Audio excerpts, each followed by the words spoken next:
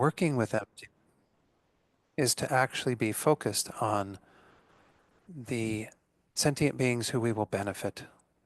We develop this deeper wisdom and understanding, achieve our own greatest potential with the aim of being able to benefit other beings. So this is the mind of bodhicitta, the mind that aspires to become fully enlightened, to achieve the state that the Buddha himself achieved and all the other enlightened beings of the past have achieved. So we then can join their ranks and work effortlessly, perfectly, and spontaneously for the welfare of all beings. So try to generate this motivation that's rooted in deep compassion and love for all beings, and to wish to benefit them as best as possible.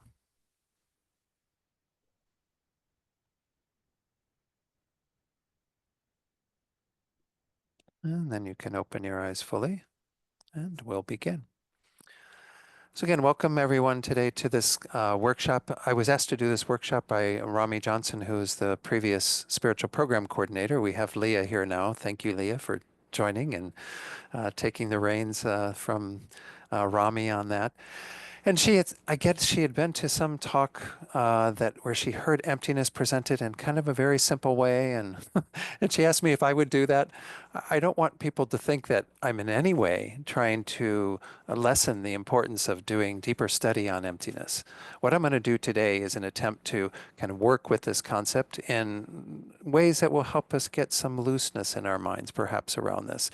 And then when you're ready, you can certainly engage, if you haven't already, in many of the more detailed studies that will help you to actualize this wisdom at a deeper level. So I don't want to in any way, again, make it sound like I'm teaching a watered down version of emptiness. I'm trying to work with a few concepts that I think are easier for us to get our heads around. So again, I called this, she asked me for a title for it, I called it as a subtitle, Ways to Develop Deep Wisdom Without Your Head Exploding. So So here's a few preliminary points. This course is an experiment. I have taught a few of these things or used a few of these techniques with other audiences. I was mentioning beforehand, I did a retreat at Vajrapani, right at Boulder Creek, where I'm actually headed on Friday to lead a retreat. But the retreat I did was called An Experience of the Heart Sutra, where we work with the Heart Sutra, which of course contains very profound teachings around emptiness, and tried to make it very tasty for people, more experiential as opposed to philosophical. So this course is an experiment. I'm trying a couple of new things and throwing some things out there. We'll see what happens. There's no guarantees that you'll develop deep wisdom. Sorry. I hate to tell you that, but it doesn't come with a guarantee. Eventually you will, I hope. I mean, I hope that if you're new to emptiness and new to the subject, that you'll become interested in it and go on to develop that deep wisdom. And of course, there's no guarantees that your head won't explode. I hope it doesn't. I don't think anything I'm throwing out there is going to be too like mind-bending or what have you. But nonetheless, we do have to start working with this idea that, again, there's something else going on here. There's a mistaken idea that we have that's operating that we need to address. And that's, of course, what we're going to be working with throughout the day. And then the final comment, but hopefully we'll have some fun working in new and different ways with emptiness. So again, these are just some things that I've devised over time, that I put together, a few new things again that I'm adding this time around, and really just trying to get our heads around this concept in a way, like I said, where it'll sort of loosen up so much of what we call our grasping at things in an erroneous way, a fictitious way. So first of all, why we need to realize emptiness. This is a really important topic, and of course, this goes back to the very basic teachings that the Buddha gave. Most of you know somewhat about the Buddha, maybe not, but essentially the Buddha was born as Prince Siddhartha some 2,600 years ago, and he became disenchanted with the palace life and went on a spiritual quest to try to figure out what it was all about, in a sense. And it said that he realized this profound truth after many years of practicing, some 6 years of practicing with various other spiritual seekers, and eventually realized this very deep, profound truth of emptiness under the Bodhi tree in what's currently Bodh Gaya. And after attaining enlightenment, he realized that what he had seen was really quite profound, and he wasn't so sure that sentient beings like ourselves maybe are obscurations were a little too thick for us to realize that. So he spent some time just sort of wandering after his enlightenment, and then eventually remembered that, well, I too was unenlightened at one point and wanted to have compassion, for all sentient beings and help them. So he decided he would start teaching. His very first discourse was given in Deer Park near Sarnath, where he went through what's called the Four Noble Truths. And the Four Noble Truths are the basic schema for everything the Buddha taught. Again, I might be giving, repeated information for many of you, but it's helpful to find the context for essentially what we are working with. In the very first teaching he gave, though, he didn't really go into great depths about emptiness. He just essentially said that there are four things that need to be known and need to be known really quite deeply. The first one is that life is unsatisfactory. Essentially, that we have what's called dukkha, which is this unsatisfactory state that we find ourselves in. It's part of samsara, the term you probably have heard, cycling in existence, going from life to life. And essentially the causes of that, the second noble truth, were that we have within our own minds, of course, this ignorance that is the root, as well as the distortions that come from that, as well as the karma that we create. All of this is keeping us bound in samsara, keeping us in this unsatisfactory existence. So again, I'm not going to touch on all those topics that much in this course. What I want to get to is essentially the last two truths, which the Buddha, the first two truths makes it sound like he's giving us a pretty dismal outlook on things, right? Guess what? Life ain't so great. And guess what? You're causing it yourself through your own states of mind and the karma you're engaging in on the basis of that. But the last two truths is where he really gave us the promise of something being different. And so the third noble truth is often called the truth of cessation, because there can be an end to dukkha. I mean, hallelujah. I mean, Venerable Rabina, one of my teachers, says she thought the Buddha should have started with that one right off the bat. And guess what, folks? You can have an end to all of your suffering. And there is some logic to that. But we do have to understand what dukkha really means. And again, that's not really the topic of this course, but essentially, if we do start examining our existence, we find that pretty much everything is unsatisfactory. It doesn't really have an ability to produce any real lasting peace or happiness. So if we desire something greater, we have to achieve the third noble truth. We have to have an end to suffering, dukkha, and all the causes of that. And then, of course, how do you accomplish that? The fourth noble truth is the true path that leads to that. And entailed in the path are various practices, but the primary one is developing wisdom.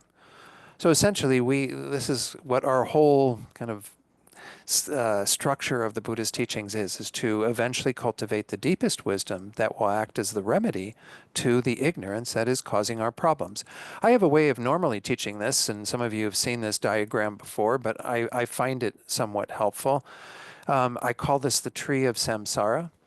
And so we start from the bottom up with the root. The root is the ignorance that clings to the I and all phenomena to be truly or inherently existent. These are the traditional words that are given. I'm not going to use them that much during today because I'm going to primarily talk about kind of getting at the way things do exist and understanding then how they don't exist. This is the ignorance that we are trying to remove. This is the ignorance that is keeping us from being enlightened, from having freedom from samsara, attaining the state we call nirvana, the peace of that. So that's where everything is rooted. As long as we have that root of ignorance, we're going to be involved in the tree of samsara. The trunk of the tree in my little diagram here includes both the wholesome and the unwholesome thoughts that we cultivate within our ignorance. We do have wholesome thoughts, don't get me wrong. I mean, many of us are very kind and generous and compassionate and caring and loving. Those are wonderful thoughts to have, right? But they're still going to be rooted in ignorance, so they're only going to be involved in bringing forth results within samsara, essentially, until we remove the ignorance. But we also have, of course, a lot of unwholesome thoughts. By unwholesome, we mean those things that get us into trouble, that cause us to step on other people's toes and do all sorts of things that are harmful to them and also to us because they create negative karma that we end up having to experience. That's the next part of the tree. From those wholesome and unwholesome thoughts come forth the virtuous and non-virtuous actions we create. This is karma. Again, karma is a whole nother topic that we could talk about for more than a day. And essentially, it's a principle of cause and effect that is operative. And essentially, what we do brings forth what we experience. All the actions we engage in are producing seeds that ripen into various experiences we have. Those experiences are the fourth thing on this tree of samsara. They're the fruits. And if I was a little more skilled at computer stuff, I would have made some of the fruits kind of nasty looking and the other ones quite delightful looking, but I don't quite have that skill yet. So this is the best tree I could find to work with on the internet. And so the fruits are the happiness that we get from our virtuous actions, which arise from our wholesome states of mind, which are again within our ignorance, the suffering experiences that we have in the more specific way when we talk about suffering being pain, difficulty, what have you. Those arise from non-virtuous actions, our non-virtuous karma, our unwholesome thoughts, and then of course they're rooted in ignorance as well. So essentially everything we're experiencing is in the tree. It's in the tree of, again, samsara, which means cyclic existence. And so this is the mechanism by which we are in trouble until we uproot the tree, until we actually address this fundamental ignorance. This is what we're going to be experiencing. Again, the delightful, delicious fruits are perfectly fine in their own way in terms of the moment. They satisfy to some degree, but they don't satisfy in an ultimate way. And we can actually see that there are, again, faults to those, therefore. Those pleasant experiences that we've had. I mean, think about right now all the pleasant things you've experienced in this life. Have they really done the trick? Are you a happier person right now in this moment because of those things? Most of them, again, are quite transitory. They are gone. They're things we experienced. They brought some measure of happiness or pleasure, and that's it. And then we have to keep going back to them to get that pleasure again. You know, listen to Yeah. that song again, or eat that piece of cake again, or whatever the case might be. So this is really the way in which we can begin to see that this being in the tree of samsara or involved with the tree of samsara isn't a positive thing. And the very first level of teachings the Buddha gave were, of course, to help us to remove ourselves from that whole mechanism.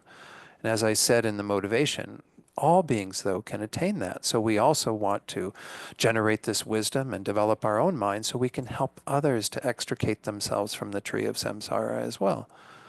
So essentially, this is a very basic overview of the situation that we find ourselves in, and of course, the reason why we need to realize emptiness.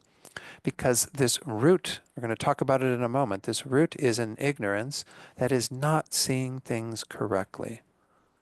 I know it's kind of hard for us to get our heads around that to some degree, because we do like to think that we're pretty wise people, right? We've all done a lot of education in our lives, and we seem fairly accomplished in terms of various expertise and what have you, but we haven't really investigated the nature of reality.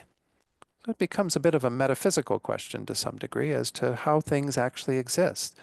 What is it that we are missing? How are we mistakenly looking at things?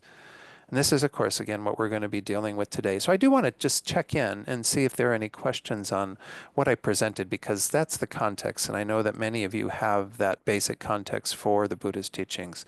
But in case there are any, I don't want to lose anybody right from the beginning in terms of why we are doing this, what the importance of this is. So anyone online or in the Gompa? And if you're in the Gompa and you need to share something, we do have a microphone for you to use so that the folks online and the recording gets it and what have you. So, Oh, John Lando. Hmm. does anyone have anything online or in the Gompa? Everyone knows the Four Noble Truths intimately. We could only know the truth of cessation intimately. Okay, so let's go forward then with my little structure of how I want to approach this. And by the way, today I'm intending to include some videos, some exercises, some contemplations. We'll do a little bit of meditation together because I think that's an important way to integrate the information as well. I will be borrowing a little bit from Scott Sneebe, who is doing, I think, a course here right now. And isn't he doing a couple of uh, sessions that are working with his new book, and I'm kind of basing it on what he's doing. I'm not going to be using, him down to the letter of the word or anything, but nonetheless, I think there's a lot of ways that hopefully we can approach this topic and begin to, as I said, loosen up some of our ignorance a bit. So let's go on then to talk about this whole idea of ignorance. What I'm using for this is a little schema that Lama Zopa Rinpoche set out in Virtue and Reality. I know he taught it in other places, but I do like the pages in that book that talk about this. If you're curious about this, it's a book that is available for free from our Lama Yeshe Wisdom Archives. Essentially, it's you can download it and have it as a PDF or an ebook, but it's a wonderful book on emptiness to a large degree. There's another book he did called How. Oh, you do have some. Okay, great. Thank you, Venerable Yangchen. Yeah, there are some copies if you prefer a hard copy of it to take home with you. What happens essentially in terms of how ignorance arises, because I think this is really important. This is getting at the heart of where so many of our problems are, is that first of all, there is what we call the basis of the object appearing, and that is labeled as that object. When I say the object, I'm keeping it really quite open, right? So we can talk about, something like a spoon here. You know, so this basis appeared to you at some point when you were quite young, probably, when your mother used a little spoon to spoon feed you, right? Like the airplane coming in, landing on your tongue, giving you all sorts of delightful baby food. So you kind of got some idea of this object even before you were using language, right? But at some point, you learn to identify this object. So we're not talking solely about language. We're talking about, in the end, kind of our conceptual mind and how we are organizing our world.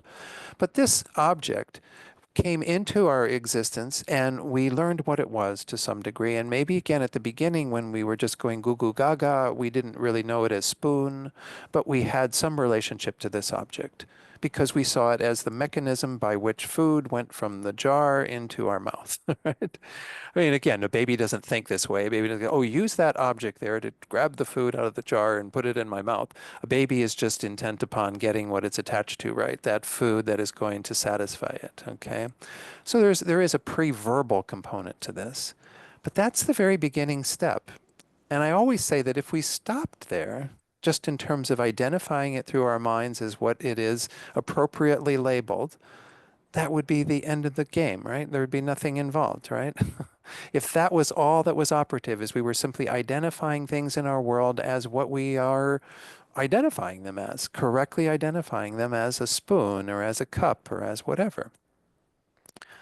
That's the way in which we work conventionally. That's the way that we organize our world, as I said, so that we can relate to each other. You can say, oh, where could I have a spoon? And you go, okay, yes, here's the spoon. It's in the drawer with the other silverware and so on. We need to have some way of organizing our world. Even Buddhas used language to get to sentient beings because this is how things are related to. Everything I'm going to share with you today, hopefully I use words and concepts that you can relate to because we have agreed upon what those words and concepts are, right? There's a sort of agreement that goes on there.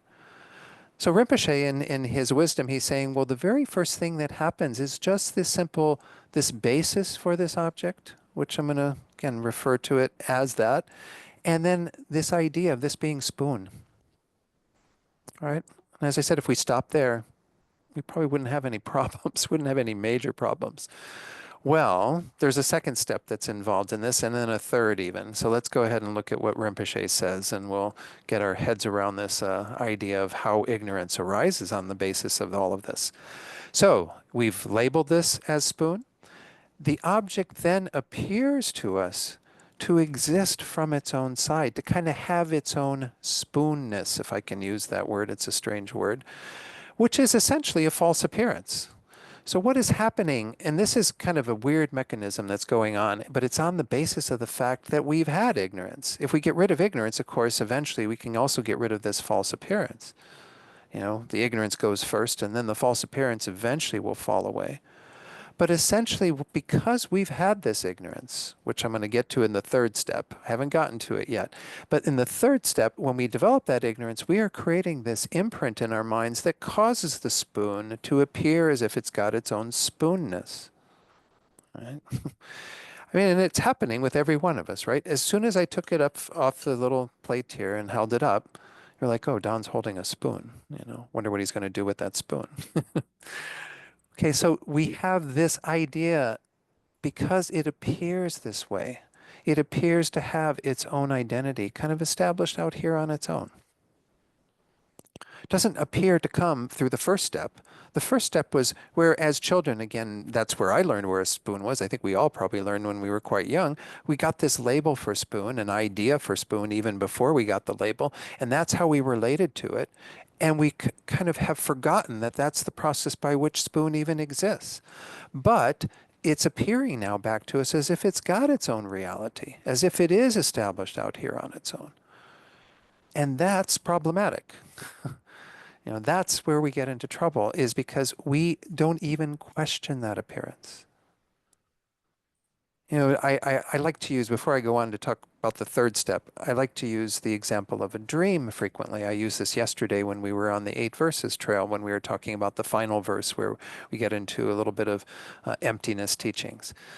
But essentially, when you're dreaming, and I don't know your dreams, I don't have the ability, I'm not clairvoyant, I can't, know what Lindsay's dreaming and, what David's dreaming and whoever else, I can't know that right now. But I'm assuming you dream like I dream. And I was dreaming last night and have these really kind of intricate dreams that are created through our subconscious and all this stuff. And we get quite involved in it and we think it's really real and we have real emotions on the basis of these dreams, right? All of this is happening in the dream state and we are buying into that reality. And as I said, even having emotions in a similar way that the Triya Samsara is happening, right? We have an ignorance, which is not knowing that it's just a dream, and then we are holding it to be real, and on the basis of that, having different thoughts. Sometimes some wholesome thoughts in dreams, sometimes unwholesome ones, sometimes just neutral thoughts where we're wandering all over the place. And we might even engage in actions in our dreams. But essentially, we are buying into our dreams in a way that is contrary to how they exist. Your dream objects do not exist as real objects as when we compare them to the waking world, right? Because when we wake up from our dream, we go, oh, wow, I wasn't there. That person wasn't there. I mean, they aren't in your room. All the dream objects and everything aren't there right with you. They're gone like that because they were appearing falsely to you. They were appearing to be real, but they didn't have that reality at all. Now, it's not a perfect analogy, but it's a good one to something we all know, right? We all have had dreams. We've all been involved in dreams or maybe even nightmares where you wake up and you're like terrified. It might take you a while to even get back to sleep because of what was created through the force of your own dreaming mind that you believed in 100%. You were just totally convinced that that was going on. And on the basis of that, all kinds of fear arising and what have you. So this is an important part of it, is that that false appearance then gives us this thing to grasp onto as if it were real. That's what we're doing in our dream existence, right? We're holding on to it to be real. Now, if you're a lucid dreamer, maybe some of you have developed some skill around that. I think I've tried to do that. There's one person who advised that if you become aware that you're dreaming in your dream, that you look down at your hands, like in your dream, not in your bed, in your dream. You try to like bring yourself into touch with your own body or something. And then maybe you can hold on to that lucidity and be a little more present with dreams. There's a lot of people who do dream yoga in Tibetan Buddhism and what have you. I'm not going to talk about all that. But the idea is that if you were able to bring some awareness that the dream objects weren't existing in the way that they appear, your dreams would be very different. You wouldn't get so caught up in them. They wouldn't be so emotional. Monsters start coming at you in your dream and just go, oh, that's just a dream. It's not existing in the way it appears at all. So having some level of wisdom in regard to these appearances, understanding that they're false, understanding that they're not correct, already once more begins to diminish some of the energy we put into all of this. And of course, the Buddha says that if we go down to the deepest level and realize this profound truth, we can undermine all of that so that we are still respectful of conventional reality and the beings that are going around and calling this, that, and what have you. But we are not so caught up in it. We're not so emotionally involved in it. So let's look at the third step. The third step is, of course, where the ignorance actually forms on the basis of that false appearance, which is appearing on an object that we simply labeled, again, as spoon in this case, all right? Ignorance is essentially assenting to that false appearance. It's not even questioning it usually. I mean, your being here today is part of the process of just beginning to question, or if you have been involved with, teachings on emptiness, you on that process already of saying, how do things actually exist? How do things, come into existence, and have some status as what we would call conventionally existing, and yet negate within that the false way that they are existing, that we think they exist. Again, that's that false appearance. So we have these three steps. The second step is really important because we have to understand that essentially what we are trying to overcome is the way things appear around us all the time. The way spoons appear and cups appear and computers appear and people appear. And then, of course, the big one, how I appear to myself. This is something we're going to talk about a little bit later. It's interesting. In the traditional teachings, they say start with kind of working with the I and then work with other phenomena. But I sometimes find it useful to work with other phenomena and then eventually get to this I. So we're going to do that today, kind of have some fun in that direction. But we are mistaken about everything that appears to us. Everything appears to have its own mode of existence kind of out here on its own. It's got spoonness from its own side, computerness from its own side, I-ness from its own side. Everything seems to be setting itself up. Jeffrey Hopkins used to call this like they have their own thing. Like I think in the 60s there was a lot of thing about everything. Got to have your own thing, you know. I don't know, that's the way he was talking about it. Where like you have your own sort of thing of who you are or whatever.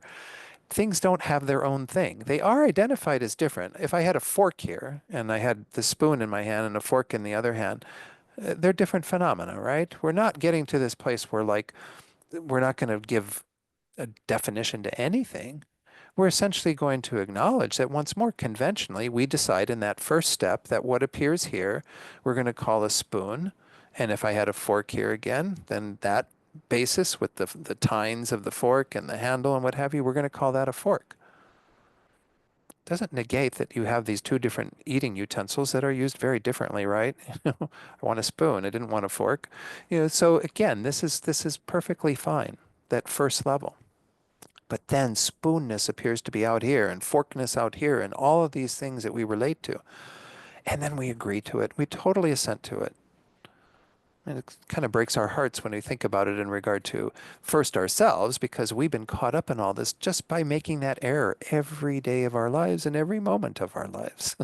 Well, most moments of our lives, essentially. And then when we look at other beings and we think they're in the trouble they're in because they've been doing that too.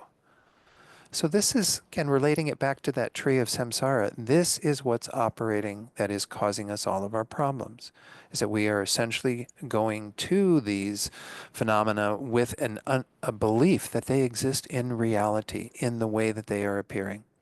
But that is a false appearance. And our agreement to it is problematic. And as more, once more, especially with regard to this person, this I, because this identity that we cling to so tightly is what is causing us to relate to all these things in our world in various kind of problematic ways. Let's put it that way. It's causing us to have problems. We're not really in tune with how to relate to things in our world, even. Let me talk about one of the major ways that we get in trouble in regard to these objects. Because a spoon, I mean, a spoon when it appears to you, unless this is like, a grandma's spoon that she left to me when she died, and, and I'm going to cherish it till the day that I die or something. Usually we don't have a lot of attachment to spoons, right? We do have these two kind of ways that ignorance gets us into trouble. And they have to do with the pleasant things that we have in our lives and the unpleasant things that we have in our lives. We go back and forth between these throughout our day, right? Most of our day we're spent trying to get the pleasant things and avoid the unpleasant things. Well, the two minds of distortion that we have in relation to these are our attachment, our desire for all those things that bring us pleasure, and our wish to be separated, free from all the things that cause us pain. Oh. So again, this is what we go back and forth between. I mentioned this yesterday on the 8 verses walk.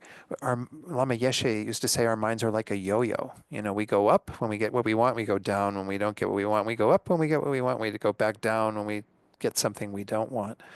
And this is where most of our problems arise. The ignorance is underneath there because the ignorance is making us assume that those objects are inherently pleasurable, that they have this ability to give us pleasure and to, we imbue them with even more pleasure and more desirable qualities than what they actually have. And then over here, all the things that are negative for us, problematic for us in terms of causing us suffering, we relate to them in an erroneous way as well. We think that they're so much worse than what they actually are. We distort things in regard to that. And of course, even just thinking that these things have an inherent existence, again, I'm trying to avoid using that phrase because it's not maybe so rich for most of us, but to think that they exist on their own, to exist from their own side, set themselves up, have their own way of existing, their own thing. So that's how we get into a lot of our problems. To get around this idea of things appearing falsely, though, I want to share something that kind of comes from a lot of the studies of quantum mechanics, quantum theory, what have you. I think it gives us some appreciation for the fact that things don't even exist in the way we talk about them conventionally sometimes as to what they do. So I'm going to show you these two videos. They're very short, but they are, I think, quite interesting. And some of you have heard these concepts before. By the way, I'm no expert on quantum mechanics, so don't expect that. In fact, I thought of myself when I looked at this baby with the father reading Quantum Entanglement for Babies. But, um, so I'm going to share these two videos. Hopefully, this will be just a nice little exercise in getting our heads around this idea that even when it comes to just the way that we relate to physical things in our world, we're a little off mark in terms of what is really there. And so these are two videos, and I think, again, they'll be hopefully useful just as an exercise in what is it like to uh, have things not exist in a way that's different than the way they appear. Everyone in the world is made up of nothingness. While that may sound grim, it's the truth. In fact, everyone currently on Earth, all 7.6 billion of us, we could all fit into the room you're in right now. The entire human race, every single person, we could all be compressed into a single solid cube with the equivalent size of a sugar cube, all because we're made up of nothingness. What we perceive as solid objects like desks, chairs, cars, even ourselves, they're actually just a big conglomeration of tiny particles separated by what is practically infinite nothingness. This absurd truth has everything to do with atoms. Everything that has mass and occupies a given amount of volume is rudimentarily defined as matter. Everything around us is made up of matter, and even further, everything around us is made up of atoms. Atoms make up everything, but they also exist very, very far apart, and atoms themselves are more void than they are matter. Every atom has a nucleus surrounded by electrons. If the nucleus of the average atom was the size of a peanut, the entire atom would be the size of a baseball field. Around the edges of that stadium exist the electrons, the numbers of which vary by different elements. As a general rule of thumb, nuclei are about 100,000 times smaller than the atoms that they are housed in, making them practically empty space. When you start to consider that atoms are 99% empty space and they make up 100% of the universe, you can start to see you're made up of nothingness. Every human on planet Earth is made up of millions and millions of atoms, which are all 99% empty space. If you were to remove all of the empty space contained in every atom in every person on planet Earth and compress us all together, then the overall volume of our particles would be smaller than a sugar cube. This sounds absurd. It sounds inconceivable, but it becomes much more believable when you consider how much the sugar cube of people would weigh. While the entire human race might be able to be condensed into the volume of a sugar cube, our weight would stay the same here on Earth. This means that the sugar cube would weigh the same as the sum total of every human on Earth. Through some brief estimation, assuming an average weight of 100 pounds, considering that there are kids who weigh less and adults who weigh more, and the fact that there are 7.6 billion of us, we're left with a total weight of 760 billion pounds. That's the equivalent of over 1,000 Empire State Buildings, all condensed into a tiny cube. Try putting that in your cup of coffee. Well, I guess that is if you manage to not be compressed into the tiny human sugar cube. So, you're actually filled with nothingness, and so is everything around you. I guess that means next time you get a bill in the mail, you don't have to pay it, because that's just nothingness too. That's how science works, right? Thanks for watching. If you enjoyed this video, be sure to like, share, and subscribe. Okay, so I want to do a follow-up video to that though, because there is a clarification on that I found was kind of helpful, but it's still in this whole vein of are we really knowing reality correctly, even when it comes down to these more conventional things? Let me get rid of that video so it stops playing. And we'll go to this one. Let me pull it up on the screen. This is by a place called, website called Ask Symmetry. They have something at YouTube where these various questions are posed. Oops. What did I do there? Somehow I've gotten a little thing here. Let me stop the share. Then when I go back, hopefully whatever I clicked on will be gone. Like I said, this is an experiment. So there we go.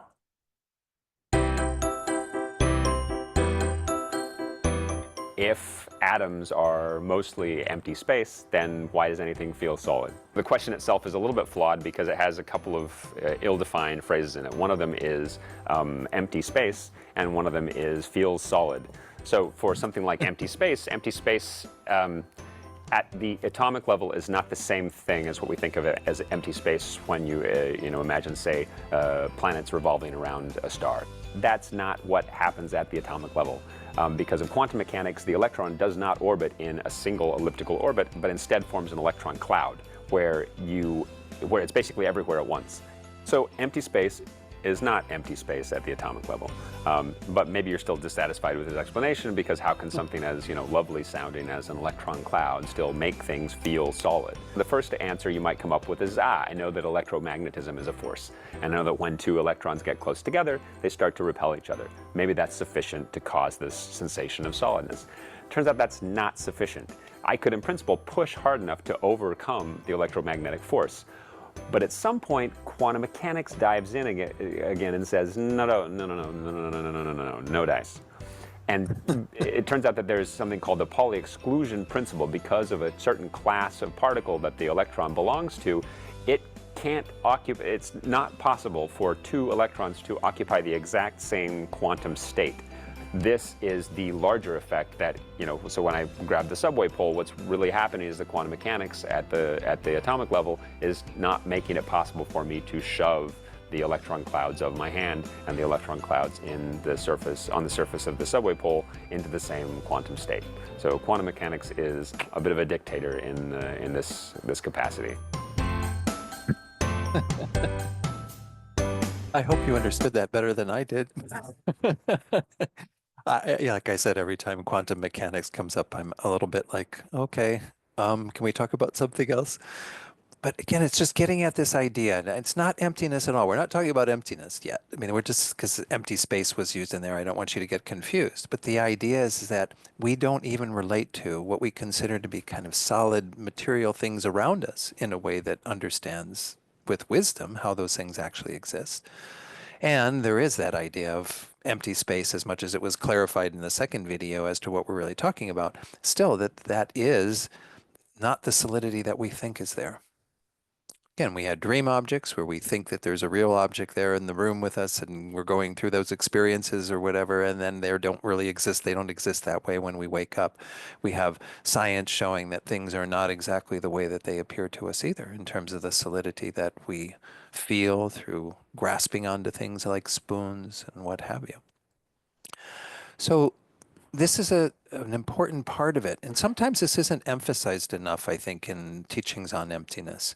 In fact, there's a wonderful Lam Rim Stages of the Path teaching that talks about how if we really want to know what it is that is the problem that we are grasping at incorrectly, all we need to do is look at the appearance around us.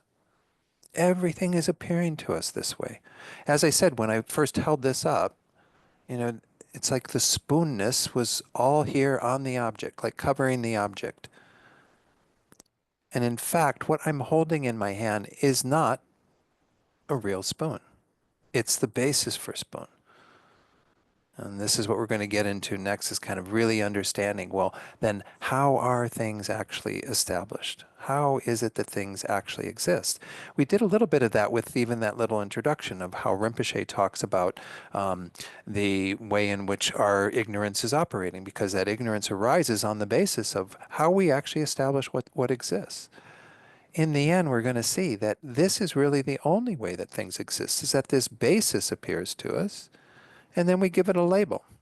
We identify it as being what we all conventionally agree. If one of you in the room started saying this was a fork, we'd be like, no, no, no, no, no. What are you talking about? That's not a fork. I'll go show you what a fork is. Go down to the kitchen, you get them a fork, and you say, see, this is a fork, this is a spoon. But we all conventionally agree, and as long as we conventionally agree on what things are, then we kind of do okay, and we manage and have our world organized in a way that we all can live with. Of course, distortions come on the basis of mistaken ideas about all of these things that we establish as existing. So there's, again, layers and layers of stuff that's operative. But we still are working with the fundamental idea that in the end, the only way that things exist is in this very, very subtle way. So let's go into that topic. Were there any questions on this? People have gotten some idea around what we mean by a false appearance. They use a number of examples classically, like a mirage. I live in New Mexico, and certainly if you go to some parts of New Mexico, Arizona, even parts of California, heading out towards the desert and what have you, you can have that phenomenon happen, right?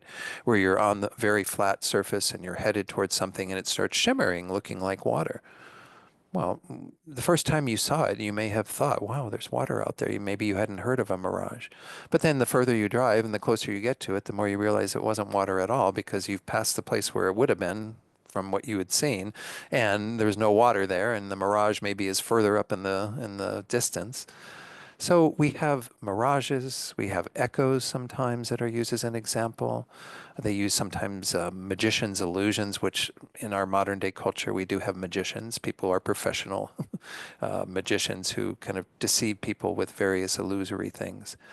What are some of the other ones that are out there? A reflection of a face in a mirror. I mean, that sometimes happens when if you go to a hotel room and they've got like a mirror on the other side of the wall when you walk in, and you like see for a moment like somebody else in the room, but it's not somebody else in the room, it's you walking into the room. So we can have some of these levels of an understanding that things can appear to us in even a conventional way to not exist in that way. We can see that through our own wisdom. We can discern that that's just a reflection. We can discern that that's a mirage. But here we're talking about something that's really ingrained in everything that we relate to.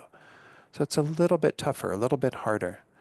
So we do need to, again, go into a deeper understanding of how it is that things actually exist. What is the way in which we can establish some level of existence? Oops. They're enemies. And it doesn't mean... I'm sorry, I went back. I forgot to close out that video. Let me close out that video. There we go. They went on to a political video. That's kind of weird. Okay. All right. Talk about emptiness, exactly. Okay, so if there are no questions, let's go on to the next thing, which actually we're going to get into how things exist. What I want to do is one more little bit on this idea of negation, because I think this sometimes can be a tricky thing for us. This word emptiness is a negation. Negations are things that happen in the world. This cute little cartoon from the New Yorker, exactly what is this nothing I've been hearing so much about? It's not nothingness. I'm kind of joking there by putting that cartoon on, because some people might mistakenly think of emptiness as nothingness. But negations do exist. And it's kind of a weird thought, but again, we could talk about it in a real general sense. I know they use that phrase. We're not talking about the elephant in the room, but we could say there is no elephant in the room, literally, right? There is nothing that we refer to as an elephant here in the room with us, right? I don't see it. An elephant could fit in here, at least a baby elephant up to a certain year, but a large elephant might have a hard time. But essentially, we can talk about that phenomenon, the emptiness of an elephant in the room, the negation of an elephant in the room. And it is important that we have some understanding, hey John, that we have some understanding of this kind of emptiness as a negation. Because as we were showing in terms of how our ignorance arises, we are believing in something that we need to negate, that we need to see doesn't exist in that way. So I do want to emphasize that side of it and just really talk a little bit about why, what is it that we are negating? What is this whole process by which we are kind of able to discern emptiness in a negation kind of way, negating something. Whoops, went too far. So emptiness as a negation, let's look at this first concept. To undermine our ignorance, it is necessary to negate what that ignorance grasps at and then to find that it doesn't exist. So we are essentially saying, okay, what is my ignorance holding on to? What is it that it's thinking about? So for example, once more with the spoon, when I hold the spoon up, then again, we think that the spoon is existing out here, that it has its spoonness from its own side, that it's sort of self-established as a spoon. It doesn't need me to identify it as a spoon. You know, it's just, I'm correct in identifying it as a spoon because it is a spoon. And once more, this is what most beings just buy into. We all buy into it to some degree, thinking that things have their own identity. Well, we have to be clear about what it is that we are negating then. We are going to negate this false appearance and the way that, of course, we're adhering to that. Those two steps and the three steps that we just looked at. We're trying to get at this false appearance that is giving rise to our agreeing to that, our assenting to that. You know, just like in going back to the dream, when you have a dream object appearing in your dream, there's that appearance as if it were real. And you grasp onto it as real and you go through your dream experience with all of the emotion and things going on as if it were real.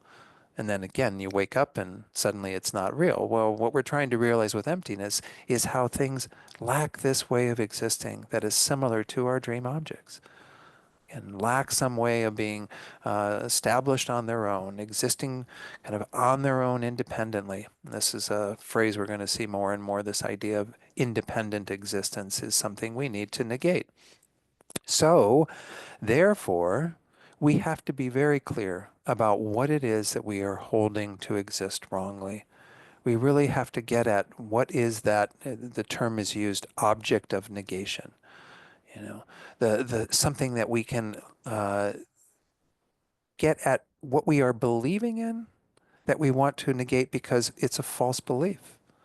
What we are adhering to because that is what our ignorance is grasping at. That's what our ignorance believes is real.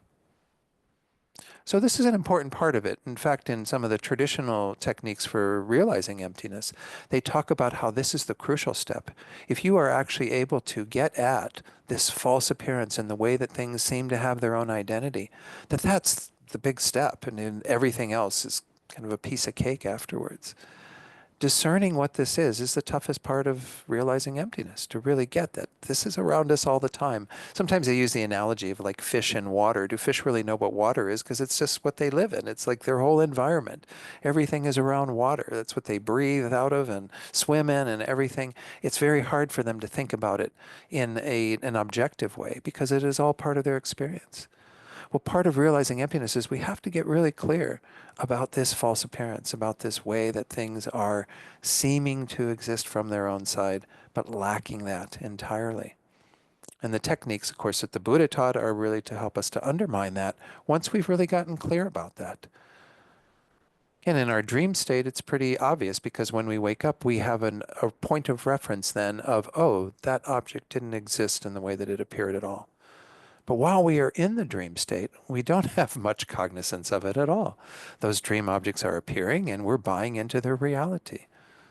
And if you dream like me, get all kinds of experiences in our dream world that we adhere to really quite naturally. We think are really just another part of our experience. But obviously, again, they don't exist in that way at all.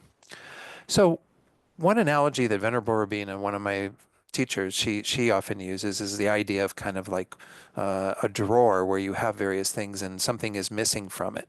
Well, if I just said simply, is anything missing from this drawer? I mean, you could come up with a lot of things, but again, does that do anything? We have to kind of know what we're looking for. If I said, are there scissors missing from this drawer? Well, you'd say, no, I see a pair of scissors there. You know, is there well, I'm going to be working with clothespins in a moment. There's 3 clothespins in there, right? So if I said, you know, are there any clothespins there? You can find the clothespins that are in the lower left-hand side, right? Lots of various other things that you can find. Now, if I were to say that this is the drawer that I normally put my keys in, you know, and if every time I come in the house, I put my keys in that drawer. And then when I leave the house and I need my keys, I take my keys out of that drawer. So I have an expectation that my keys are going to be in this drawer. And I go to this drawer, and of course, I start looking around. And of course, from this picture, you can't tell. Maybe they're under that gardening glove, you know. So you might have to pick things up and poke around, and you might have to take everything out of the drawer to make sure you haven't, you know, hidden your keys somewhere else in there. But if you don't know that you're looking for keys, looking in this drawer would be kind of pointless, right? Because the whole point of this is that we have to know what we're looking for in order to find that it isn't there. It's a strange phrase, but let me say it again. In order to kind of find or not find what we're looking for, we have to know what we're looking for. Put it in different language. Okay. So we have to have some idea of what it is that we're negating, that what it is that we're not finding. So again, a drawer like this, if it does contain our keys, well then fine, we'll find them right away. If it doesn't contain our keys, then what we are finding is a negation. We are finding an absence of keys in the drawer. So I'm just trying to get this across, that a negation is still a phenomenon. It is still something that exists. It's just that we have to be clear about what it is that we are looking for, that we are not going to find. And by virtue of that, we're going to see its non-existence, its lack of existing. Does this make some sense? Talking about negations is always weird because we are working with something that could be, again, misinterpreted as nothingness or even, you know, have some other distortions of it. But we're really talking about this not finding. We go about living our lives as if something really existed, and we are incapable of locating it if we do that deeper analysis. And that's what we have to get to realize emptiness. As I said, we're going to go next into that topic of, well, but then how do things actually exist? How is it that they actually arise so that we don't negate that? I mean, if we were to negate that, they say one of the main pitfalls that we can, you know, go into is where we think there's nothing at all. It is that sort of nothingness that was referred to earlier. And the Buddha never said you don't exist at all. Nothing exists. It's all just totally an illusion. He says it's illusory. It appears to exist in a way that is not how it exists. But essentially, there is some existence, albeit again a very, very slight. Remember Lama Zopa Rinpoche, I heard him say this many times, and he would say, it's almost as if things don't exist. This negation is like really, really getting close to things not existing at all. But of course, in the way that we think things exist, it is a pretty major negation because we think everything does have its own identity, is capable of setting itself up. Especially once more that I, that person that we have clung to so tightly throughout this whole life and are still clinging to, and doesn't exist in the way that we think it does at all. Again, very slight, almost as if it doesn't exist. So this idea of kind of what we are negating is an important part of it as well. And I'm going to do a little exercise around that and give you a little quote from Lama Zopa later that really helps us to, you know, define that to some degree. And oh, it's actually a video we're going to watch, but we're going to talk about it because I think it is an important part of it. Feels like there's got to be some questions, but nobody's having questions. So any questions? Yes, please. If you just one moment and we'll get the microphone too. Yeah, Leah back here. What's your name, by the way? Bhupenda. Good to meet you, Bhupenda. Yes. Yeah. Yeah. With the microphone, then it'll be for the folks online. And then I'll come to you, Teresa, in just a moment. Thank you for putting your hand up online. Yes, Bhupenda. The emptiness that arises within us with the absence of the means, like the example we gave, when something moves out and then we feel something is missing in us, or what we thought was Okay. the environment or the reality we were living, suddenly it's not there anymore. So, that's a very good question. Again, what we're talking about is a quality that everything possesses. So, in terms of, let's go back to, I hope you don't mind me using the dream analogy. Like, I find it just to be one of the most powerful ones. But when you are dreaming, and again, I assume you dream like me, are dream objects that are appearing to your mind. It's all happening within your mind. Again, there's nothing going on in your room. Beings aren't there and places aren't there, whatever. It's all happening within your mind. And in the dream state, we are generally thinking that all of that is real. So everything that is appearing to us in the dream state appears as if it has that reality that is identical to our waking state. Again, it's just an analogy. It's not saying exactly what emptiness is. But when we are realizing the emptiness of dream objects, in a sense, we are realizing that though they appear to be as real as they are as the objects when we are in our waking state, they lack that. They don't have that. So we're talking about a quality that we can ascribe to things that exist. In the dream state, things don't exist as objects in our waking state. They lack that way of existing.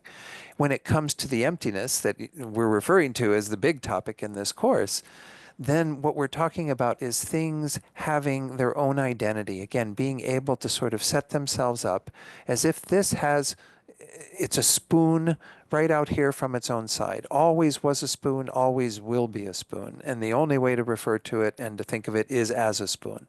It seems to have, again, its spoonness covering this whole base, this whole, phenomenon that I'm holding in my hand. When I talk about the emptiness of it, I mean that it lacks that way of existing. And we're going to get into this and understand more deeply how it does exist, and even a few techniques and some meditation to help us to undermine that fictitious way that we think it exists. So emptiness here is referring to a quality that all objects possess. In fact, the Buddha said there is nothing that lacks any emptiness. And I'll throw in a little twister for your mind here. Even emptiness has emptiness. You don't need to think about it yet, or maybe not even today.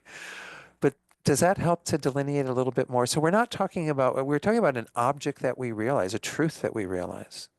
When we talk about us realizing emptiness, knowing emptiness as the antidote to that ignorance that's at the root, we're talking about us getting at what actually exists and understanding that emptiness first through our conceptual mind, thinking about it as we're doing today, investigating it and coming to have an idea of what emptiness is. And the Buddha says that eventually, through deeper meditation, you can realize emptiness in a very profound way that helps you to uproot samsara and get rid of all of your ignorance and everything that is keeping you in this conditioned state, this state of things being unsatisfactory. So emptiness here is an object that we can realize and a quality that pertains to everything that exists. And of course, when we analyze a particular object, we're going to do this a little bit later today. We're going to work with an object that might be, a source of attachment for us, so we can begin to see how it actually exists and try to undermine a bit of that attachment. But the idea is that when we start to work with all of that, the lack of its existing that way becomes more clear over time, and we eventually have it kind of undermining our ignorance at a very, very deep level. So emptiness is the deepest truth that we need to realize, the thing that we have to recognize with regard to all phenomena, but once more, especially in regard to ourselves, because we think we exist in a much more concrete and substantial way than what we actually do. So did that help to answer a little bit? And we use the word emptiness, I think, in so many different ways in our culture. Like we have an emptiness inside of us, like a sort of voidness and shallowness, or I mean, not shallowness, that's the right word, but like a space of almost sadness. And that's not what we're referring to at all, of course, but we're talking about something that can be known in regard to everything that exists, a way in which things don't exist, even though they appear to exist that way. So back on the dream objects once more, they appear to be real as our waking objects, but they lack that way of existing. And that can be proved to us really quickly just by waking up. right? And wake up and you go, wow, oh, that wasn't real in the way that I thought it was. With this, it's a little bit tougher.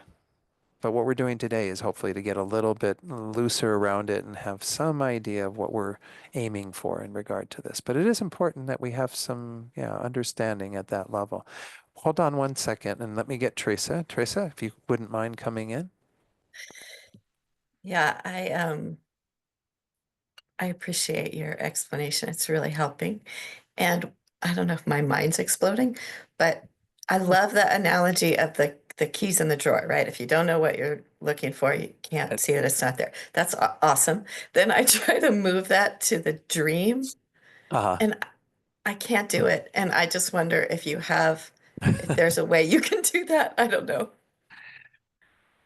Sure. I mean, essentially, yeah, because they're kind of getting at two slightly different points. The keys in the drawer thing is that we have to know what it is that we're going to negate, what isn't there in a sense, to be able to not find it.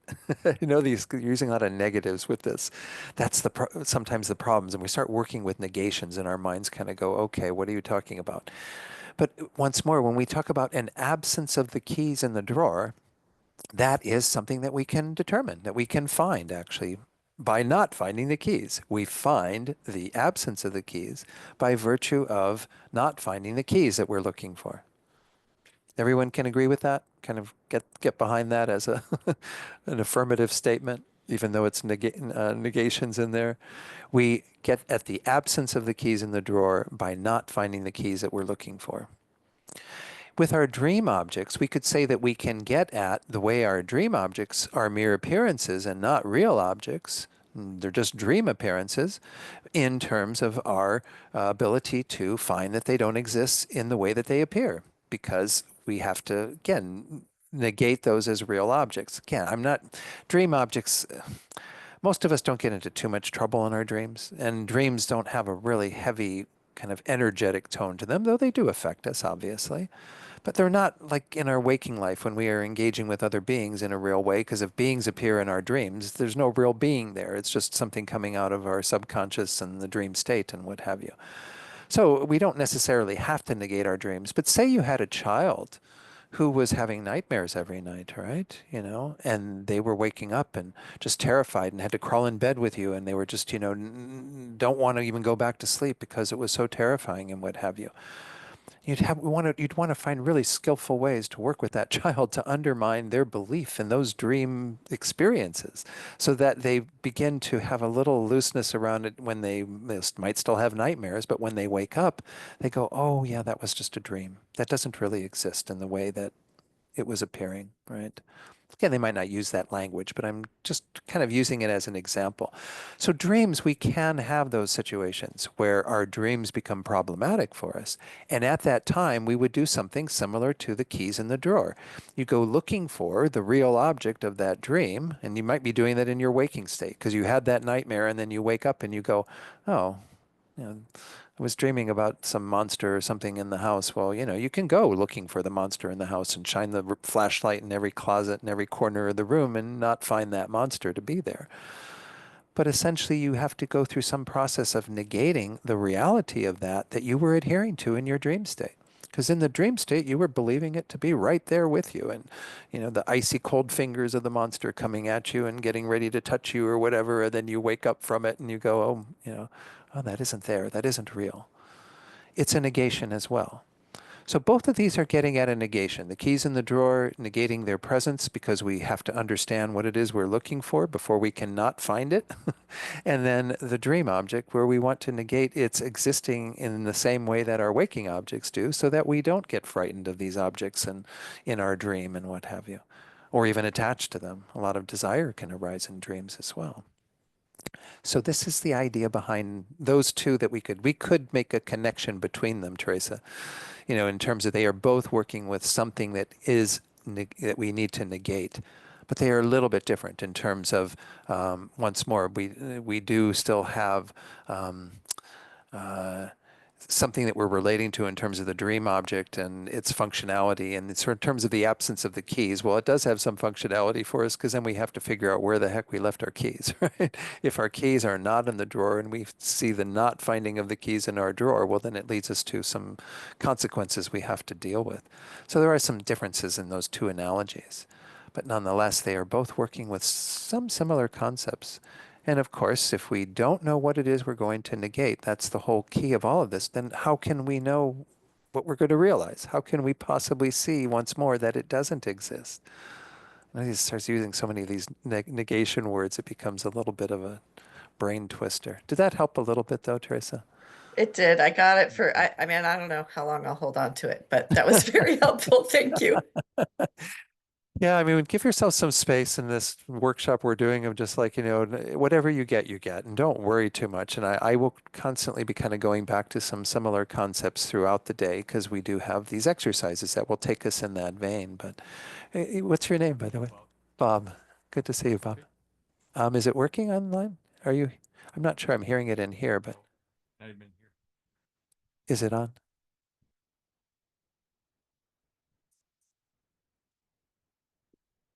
There it is. So on the issue of what's negated, I'm a level way lower than what we're already talking about now. A spoon, regardless of what you call it, still has a unique function Mm-hmm. in that it couldn't use a fork to eat soup. Right. Right. So there's definitely a distinction there between the two. And so I'm still wondering how does it kind of exist a little bit more by its function? That's a very good point, Bob. I guess the question I would ask back to you is who determines the function of a spoon? Conventional use. Conventional use, exactly. So it does have some functionality that is different than the functionality of a fork, as you pointed out. You mentioned soup. Obviously, eating soup with a fork would be pretty futile. You might get a little bit of it on the fork tines, but you would have a really hard time. But once more, that is still something that is coming from the side of the beings who are relating to that object. If I talked about this object in terms of how an ant would relate to this, say we had an ant crawling on this table here and it was making its way all over the spoon and, kind of investigating it and what have you, would it know the functionality of a spoon? Would it know even spoonness? Does it know it's even on a spoon? So we start dealing with this idea that, again, within a conventional domain of certain beings, such as the human beings, and here in, where we're using English to refer to the spoon, it has different words that are used to refer to it in other cultures with other people, their language. But essentially, we are all going to refer to this as a spoon because we've conventionally found a functionality to it, which is kind of its definition. If we looked up spoon in the dictionary, it would probably say an eating utensil that has a round well that can be used to scoop things or something. I don't know. I don't write dictionaries, so I don't know exactly how it would be defined. We could look it up. But essentially, all of that is entailed in the identity of the spoon, its functionality, and the label that we give it that is, in linguistic terms, words that we give it. But even again, as I was pointing out with the baby still has some concept of spoon. Oh, that little thing that comes at me that has the food in it that I'm going to put in my mouth, or my mom puts in my mouth and what have you. So all of that is related with the identity of spoon. Its functionality, how it's essentially defined, the labels that we use in terms of words to describe it, to relate to it. So it's all part and parcel of it. And once more, we can see that it's not from the side of the object just by that simple example of how an ant would work with this, or how some other being in other animals that don't really have chimpanzee might be able to use it to eat with, but a raven probably wouldn't, or some other animal that is involved with this thing that we call a spoon. So was that getting at what your point was, or where you're okay? Good. So functionality is very much a part of it. And once more, that is why we organize our world in this way. I've never heard a Tibetan teacher, any of my Tibetan teachers use this phrase, but this is, I ran it by my teaching assistant at the master's program in Italy when I was attending there, and he thought it sounded fine. But essentially, sentient beings, human beings in particular, we organize our world so that we can relate to it, right? And so we make even make things called spoons, but we even relate to things that we don't make, like grass and trees and clouds and sky and all the various things that are in our world. We organize it so that we can, of course, relate to each other around the world that we're in and understand our world to some degree, even if it's only in a conventional sense. But then we kind of think that our organization of the world was sort of already there. It's already embedded in the things that we're relating to. Trees have their own treeness, clouds have their own cloudness, spoons have their own spoonness. All right? That's the idea behind this, is that we are mistakenly thinking that all these things that, once more, to Bob's point, they do have a particular function that they play. We can describe them and define them and talk about them and relate to them. And all of that is still in the realm of conventionality, just how we relate to our world. This sort of metaphysical question that we're talking about here is really getting at a deeper level of, but how do those clouds actually exist? How does that spoon actually exist? Kind of getting to a finer point. And once more, we're going to come back around to this idea of it being a negation. I didn't want to emphasize that too much at the beginning, but I felt like most people, again, you're coming to a course that's titled Simplifying Emptiness. Emptiness is a negation, empty of something. That's important that we understand what it is empty of. What are things empty of? Otherwise, once more, we're like looking in the drawer for a dollar bill when we should be looking for our keys. Maybe you find the dollar bill, but you don't find the keys. We have to be clear about what it is that we need to negate, what it is that really doesn't exist at all. According to the Buddha, and again, you might have to take the Buddha's word for it for a while until you're able to discern it yourself, until you're able to sort of say, oh yeah, I can see that it isn't there. I can see that things don't exist that way. All right. Any other questions or comments on this? Did you? Oh, let's get they couldn't hear the. Oh, they didn't hear with the microphone, so I'll just have to repeat the questions. I'm sorry. Okay, no, thank you for letting me know that, Lindsay. Yeah. So again, that last question, I think you discerned, it had to do with, but it doesn't have maybe the spoon label from its own side, but it has a function that it serves. So again, that was an explanation pertaining to that. Any other questions? And I'll just have to share the question with everyone online too. Sorry about that, folks online. Okay. Oh, yes. Sorry. Didn't see your hand up, Aaron. It kind of blended in with the chair behind you.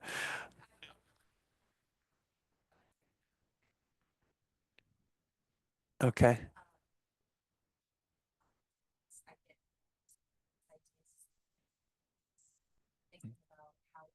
Absolutely. Right.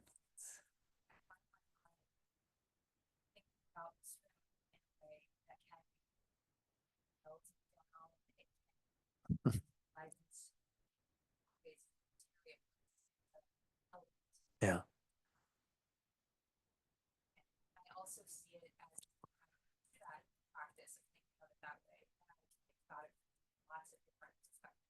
Good.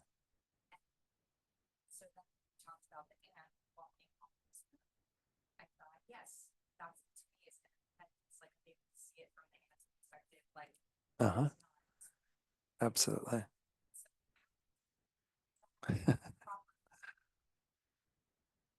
And that's actually where we're headed. So Aaron's question is, or the comment was essentially around, that when she sees something like a spoon, that she tries to see it through the lens of interdependence. And this is kind of where we're going to be moving into, is how do things actually exist? How does a spoon actually exist? If it doesn't have its own identity here on this basis that I'm holding in my hand right here, its spoonness is not out here. Well, how does spoon come into existence? We've already talked about it a little bit with regard to this labeling idea. But again, her question in the end was, is that a helpful way to look at things and how to relate it to, again, how an ant would relate to the spoon and all that? Absolutely. That's one of the most powerful ways to begin to undermine this ignorance. And that's the main thing I'm going to focus on today, believe it or not, even though I haven't really talked about it so much yet, because it's a gentler, perhaps a little bit easier way for us to get our heads around what doesn't exist. If we understand how things actually do exist, then anything contrary to that, or especially something that is directly contrary to that, is negated. It doesn't exist.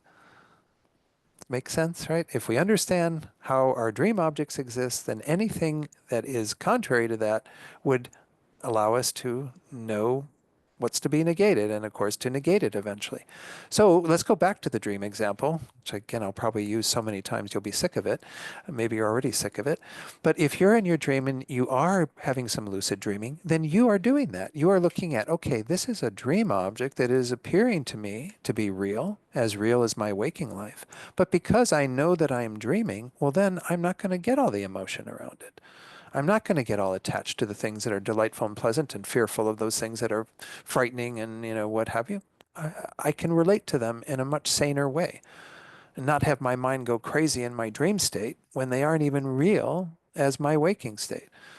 Now, we're talking about our waking state here too. That's the tricky thing. So it's not a perfect analogy, but we have to realize that if we understand how everything in our waking state exists, how all the things we relate to exist, then we will have a good idea of how they don't exist. They don't exist in the opposite of that, existing on their own, existing independently. Independence and interdependence or dependence are two opposing things. Things cannot be independently existing and exist dependently or interdependently. Remember one of the first uses of that kind of idea that I saw that really hit me was Professor Jan Willis in one of the videos of her talking about emptiness, where she says, "Oh, it all just boils down to this. We think things exist independently and they exist dependently. And if we use those words, we get it right away in a sense. Like those two things are contrary, right? Can you have an independent existing thing and have it be dependent? No. I mean, what we mean by something that is independent means it stands alone. It exists on its own. If it's dependent, it doesn't do that. Just, I don't know, kind of, it's something to keep in mind. So what we're going to go into, I don't know, we've got 5 minutes left. I'm going to introduce you to this concept of interdependence, and what the phrase that the Buddha used is dependent arising or interdependent arising. And by way of going into that, this is the 2 sentences here on here. One of the key tasks then, as we've been talking about, is to clearly identify what we're trying to negate. And as I was just saying, this can become somewhat easier by seeing how things do exist. And then you're simply negating what is opposite to that. So if we understand how things do exist, well, that implies then that they lack another way of existing. Back to independent and dependent. If we think that if we come to the conclusion things exist dependently, then they cannot exist independently. There is no independent you, an independent chair, an independent computer, an independent spoon, an independent clouds, an independent trees. These things are not independent because we come to see how they are dependent. It's again where I'm going to mainly focus on. So how I call that, I mean, it says how things exist. Emptiness is actually fullness. We talked about emptiness being a negation. But we can say, and some teachers do talk about it in this way, that it is only through emptiness that essentially we have the fullness of our existence, all the various things that we experience. All of these things are arising in dependence upon various factors, not arising independently. There's no way for them to come into existence independently. So in a sense, that implies a fullness. Everything has this particular quality. The question earlier, I mean, about emptiness, that I was saying that everything has that quality of emptiness. Without a doubt, everything we can analyze in a similar way. We're going to do a little bit of that this afternoon. When we look at it, we can come to the conclusion that it has that quality. But once more, that is a way of upholding the fact that it exists in an dependent way. So we're going to kind of see the emptiness of an independent existence, and coexistent with that is the dependent existence that actually is there. That things come into existence. You are a dependent arising. Everything's a dependent arising. So that's the topic we're going to move into and kind of hold these two things to be, what's the word for it, kind of existing together, co-established? I don't know. So once more, the opposite is that they would have an independent existence, which would arise without depending on other factors, which is simply impossible. I mean, even something like a spoon depends upon a whole lot of factors for its existence. This is what we're going to move into. Maybe we have to stop there. Shouldn't maybe open this can of worms of dependent arising. It's not a can of worms. It's a can of wonderful things, essentially. But of what? Of nothing. More than nothing.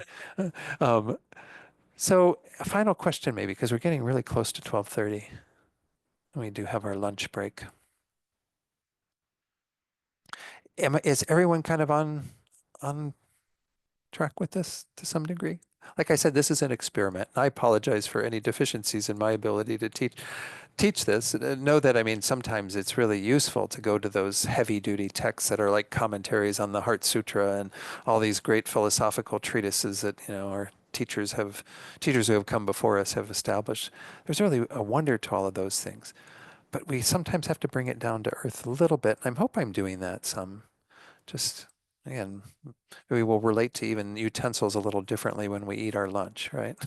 Kind of think about it and go, oh, well, is that a real spoon? Is there kind of a spoon identified that we can identify and find sort of out here on its own? I'm not saying it can't be referred to as a spoon, that it isn't labeled as a spoon. This is what we're going to get into in the next session. But we might start looking at it a little bit differently. And once more, spoons are probably not the object of attachment we're going to have at lunch. We're probably going to be more attached to the food. So food is something we'll probably work with a little bit later today to undermine some of that. All right, so let's just hold some thoughts before we have our lunch break. It's always good at the end of any period of time, it's good to set our motivation like we did at the beginning of today, and then even to do a short dedication. Just really thinking that through what we've done already, just getting our heads around this topic, beginning to explore emptiness, beginning to explore a little bit this concept of dependent arising. May this become the cause for us to eventually achieve this very deep, profound wisdom, and then to help other beings to do the same. Okay, good enough. Did you want to give any instructions here in the Gampa around lunch or?